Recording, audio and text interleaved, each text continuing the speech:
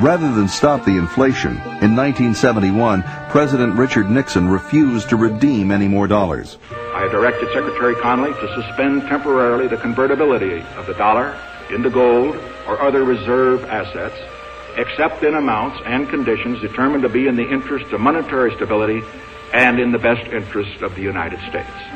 It was the death knell for the Bretton Woods semi-gold standard, and a triumph for the Federal Reserve. The dollar would no longer have even the illusion of a fixed value against other currencies. It would float against them, causing even more dislocation in foreign trade and massive uncertainties for businessmen. Worse, the final check on dollar creation disappeared, creating endless possibilities for inflation. It's running at more than 300% since 1971, thanks to the Fed's power to create money out of thin air and to insured deposits. No U.S. federal budget has been balanced since it abandoned the gold standard. I don't think that that's something that enhances the efficiency of our economy. I believe that the best money is a market-determined money, okay, such as the gold, such as we had under the gold standard. In order to get back to a market-determined money, the Fed has to be abolished. There is not now, nor has there ever been, any direct control over the Fed by the President or Congress. The meetings of the Federal Reserve Board are held in secret, and nobody knows exactly what goes on.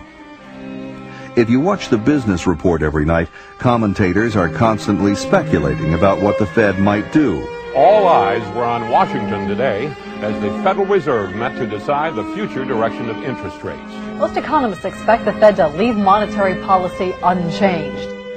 It has spawned a whole industry of Fed watchers who try to second-guess the Fed.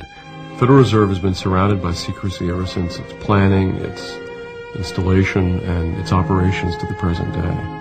And the reason is because they can't tell the truth. If they told the truth, there'd be a revolution and there'd be a bunch of Americans, they're ready to all toss them out of the building. A recent attempt to open the Fed to public scrutiny came in 1993. The head of the House Banking Committee, Representative Henry Gonzalez of Texas, called for an independent audit of the Fed's operations. He wanted the proceedings of the Open Market Committee videotaped, with detailed minutes released within a week instead of vague summaries issued several weeks later. Gonzalez also proposed that the president choose the 12 heads of the Fed's regional banks instead of powerful bankers. Predictably, Fed Chairman Alan Greenspan resisted the changes. What was surprising was President Bill Clinton's position. He declared the reforms would, quote, run the risk of undermining market confidence in the Fed.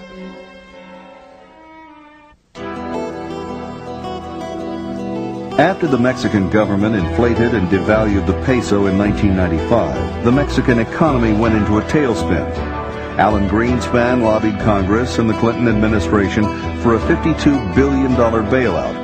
As it turned out, the Fed's member banks held as much as $26 billion in Mexican debt.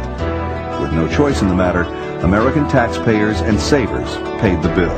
The congressmen themselves, from my experience they're pretty naive, and they don't understand that the few that have to, like the chairman of the banking committee, is aware of this and goes along with it, and they continue to perpetuate this myth that the Federal Reserve brings about stability and they do good things for economic growth, even though they're the culprits. They're the ones who have caused all the problems. They're the ones who caused the recession, the unemployment, and the downsizing of business and all the ill effects that we have to witness. But their PR job is excellent because they have convinced most congressmen that they are very necessary to maintain stability and economic growth and all these wonderful things that they claim credit for.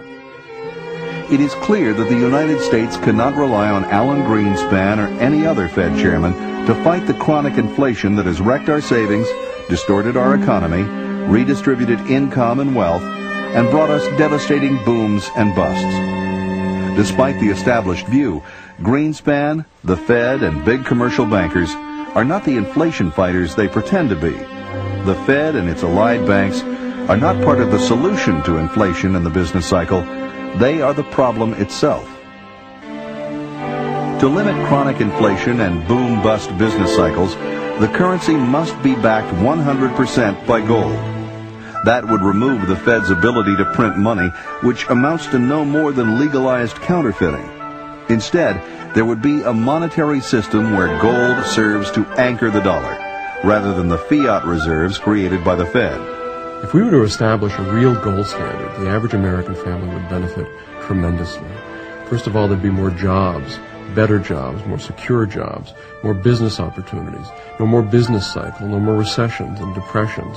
People's savings would be secure. You wouldn't have to worry if you put away money for your old age that its value would be stolen by the central bank and by the central government as they are today.